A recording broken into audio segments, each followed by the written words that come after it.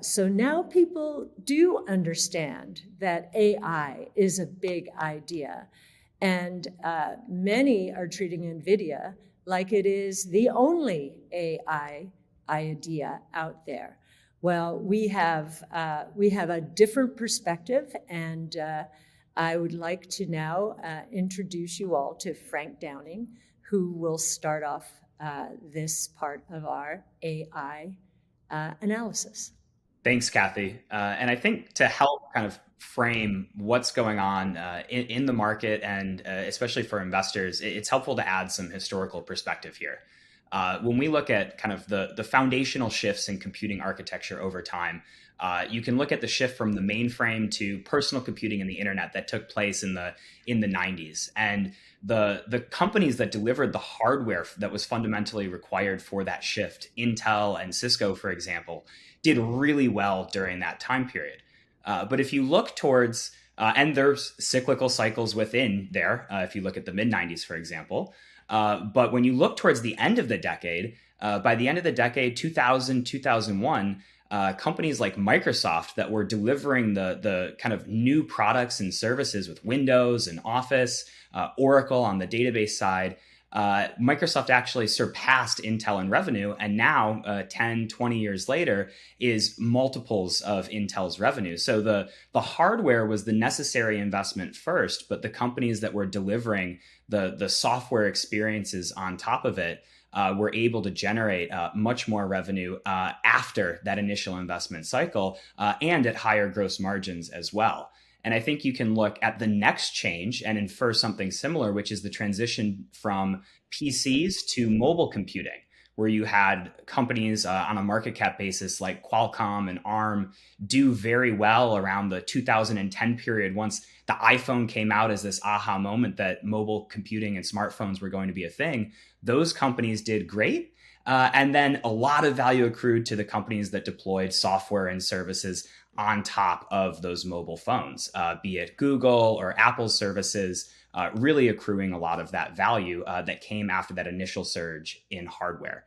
And I think, following companies like NVIDIA since 2014, like Cathie mentioned, when people didn't really see the potential for AI, now that we've had the Chat GPT moment, the fastest application to 100 million users ever, everybody is scrambling to invest in the hardware so that they can deliver these products and services down the road. So you can think of every purchase of AI hardware today going to fund some product or service that's delivered through software in the future, or even in the physical world, if you look at Tesla on the autonomous driving side. And so I think now that everybody is crowding into companies like NVIDIA, the question that we have is, where is the value going to accrue next? And it's not to say that NVIDIA don't do well. I think this market is going to be so big, there will be room for NVIDIA and others to come into the hardware space and do well. But they're only doing well because there's an anticipation of future products and services in the software market that are going to capitalize on what this AI hardware and accelerators are unlocking. So if we step back for a second and think about knowledge work as a category, human knowledge workers are paid about $32 trillion a year to do things that are increasingly automatable by AI. Imagine writing software code, creating spreadsheets, reviewing legal agreements. And we're already seeing this productivity uplift in software engineering. GitHub recently put out a study showing that software engineers using GitHub Copilot, their AI coding assistant, are twice as productive as software engineers who are not using AI. A company called Replit, which is a startup, recently said that up to 80% of new code on the platform is generated by AI coding assistants. And so that's a 5x productivity uplift. And when we think about software engineers, this is a high-skilled, high-value job category. Software engineers make hundreds of thousands of dollars a year in many cases. And we're already seeing AI more than double their productivity.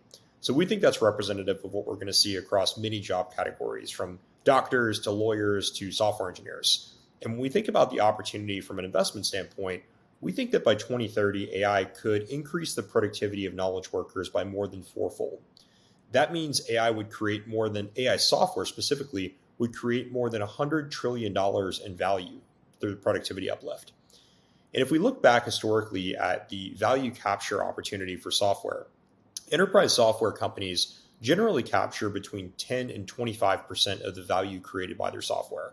And so if an enterprise software company is able to save a customer $10 million a year, they would be able to capture $1 to $2.5 million in value through revenue. That's a rough framework that we've seen work historically. If we apply that to AI, $100 trillion in value creation means software companies should be able to capture between $10 and $25 trillion a year in revenue. In our base case, we assume that software companies will be able to capture about $14 trillion in revenue by 2030. And if we compare that to enterprise software today, enterprise software generates about $1 trillion in revenue. And so we think we'll go from $1 trillion in revenue for software spend to $14 trillion by 2030. Obviously, there are some sensitivities in this assumption.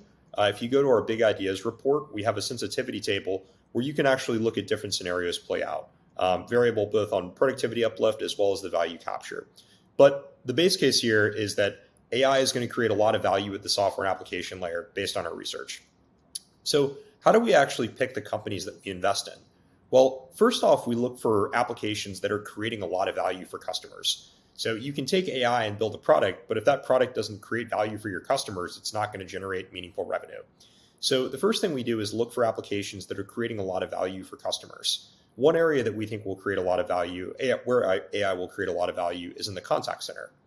Contact centers are not a great source of labor.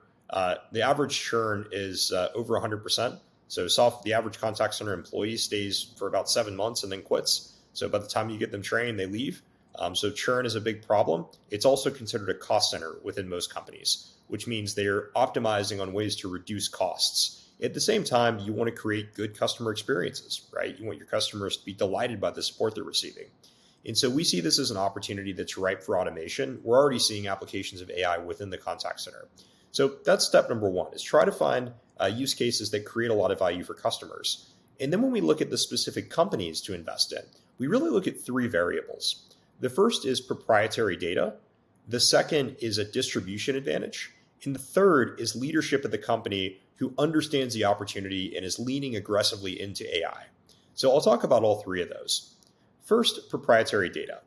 We think the best companies companies best positioned to capture the AI opportunity start with a proprietary data set that allows them to train or fine-tune models specifically for their use case. And so if we look at a company like Twilio, Twilio serves over 1 trillion interactions between customers and companies on an annual basis. That's a lot of data that they can use to train or tune models. But more importantly, the companies that we believe are best positioned have a data feedback loop, which means usage of their product generates insight that allows them to continually train the model and get better and better over time. And the more scale they get, the better the model performs and the harder they are to compete with. One analogy I like here with Tesla is a blue stop sign. So very few people know this, but there are a couple of places in Hawaii that actually have blue stop signs. And a human could probably intuit rolling up to the stop sign that it's a stop sign, right? Even though it's not red, it's shaped like a stop sign and it says stop on it. But an AI model that's powering a full self-driving vehicle might not know that. It might roll up and say, well, that's not a stop sign, it's blue, and continue rolling on through. But if the human intervenes and presses the brake, it basically labels that event as a mistake. And the system learns over a couple of instances that blue stop signs are also stop signs. And so then if this were a Tesla, every Tesla in the fleet would then realize that blue stop signs are also stop signs. And that's a data feedback loop that's very powerful and hard to compete with. So that's proprietary data. Second is distribution. We think companies that already own workflows, right? Companies that are already deployed within an enterprise are able to distribute AI features and products more easily than those who are coming in net new as a challenger. And so if we think about a company like Twilio, mention them from a data advantage perspective, they already have most of the Fortune 500 as a customer. And so it's easy for them to go into their customers who are already using Twilio in the contact center, for example, and upgrade their contact center software to include AI features and functionality. And so it's, in our view, an easier sell for a company like Twilio that already is in a company already managing these workflows than it is for a challenger to come in and try to sell them an entirely new contact center solution. The third is leadership. And we really look for leadership that not only understands the opportunity, but is aggressively pursuing the opportunity. And oftentimes what this means is taking everything you know about your company, taking everything you know about your product roadmap, throwing it out and starting over with the context of AI being a new disruptive platform. And one of the things that we've realized is founders are actually better at this than most professional CEOs. So if you look across our portfolio, many of the companies that we invest in are founder-led. And the founders are willing to really see this as a chapter 2, throw out what they knew before and start from scratch. And that's one of the things that we look for that we find compelling. So with that, I'll hand it back to Cathie to talk more broadly about the implications from a productivity standpoint. Sure, and before I go into that, I'd like to just leverage off of something that both Frank and Will were talking about. Competition in hardware and who are some of the other players. They're somewhat surprising, actually. Sure, there are the AMDs of the world, and of course, Taiwan Semi is going to accommodate all of these players. But there are other companies, and Tesla is a good example. It has designed its own AI chip. So has Meta Platforms, so has Google. And Tesla pulled its NVIDIA chip out of its cars and put in its own, which is more of a special purpose AI chip as opposed to a more generalized AI chip. So that's on the hardware side. And then on the software side, what's fascinating today is, to see hardware like NVIDIA get a multiple like 25 or 26 times revenues. That's not times earnings, that's times revenues. Whereas many of the software companies in which we have, or to which we have exposure, they are priced twlo itself is 2 times revenues, and others, and that's an unusual one. That's quite an unusual one. Others, though, are in the single digits as a multiple of revenues. So it sort of flipped the world on its head. Most investors have gotten used to hardware being lower multiple and software being higher multiple. So it's a very interesting time.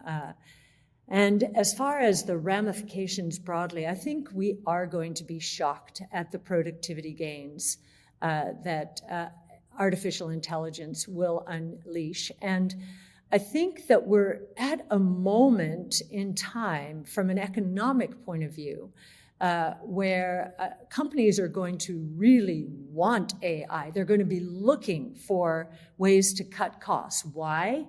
Because we think they're losing pricing power. COVID was a very special time, or post-COVID, during the supply chain problems, very special time from a pricing point of view. This was a major supply shock to the global economic system. And so pricing power, demand increased relative to supply, pricing power these companies had. They're losing it now. And we believe the economy, and we'll go into this in a moment, is closer to a hard landing. And it is during periods of turmoil and recession that companies and consumers are willing to change the way they're doing things.